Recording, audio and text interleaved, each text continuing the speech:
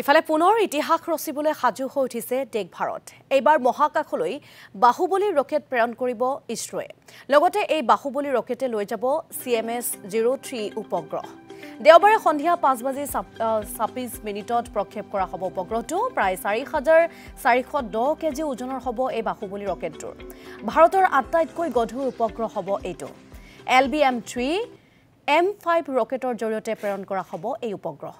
LBM-3 M5 ৰকেটটোৱে 3টা উপগ্ৰহ কঢ়িয়াই নিব পৰা ক্ষমতা বহন কৰে বাবে ইয়াৰ নাম ৰখা হৈছে বাহুবলী। বেংগালুৰুস্থিত ইছৰোৱে ইতিমধ্যে সম্পূৰ্ণৰূপে সাজু হৈ উঠাৰ কথা স্পষ্ট কৰিছে। ৰকেট প্ৰক্ষেপৰ সময়ত লাইভ সম্প্ৰচাৰ কৰিব ইছৰোৱে। ভাৰতৰ ভূমিকে ধৰি সমুদ্ৰ ক্ষেত্ৰলৈকে নিয়ন্ত্ৰণ কৰিব উপগ্ৰহটোৱে।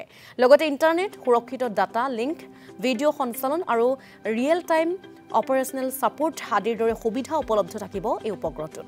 7 বছৰলৈকে সক্ৰিয় হৈ থাকিব উপগ্ৰহটো।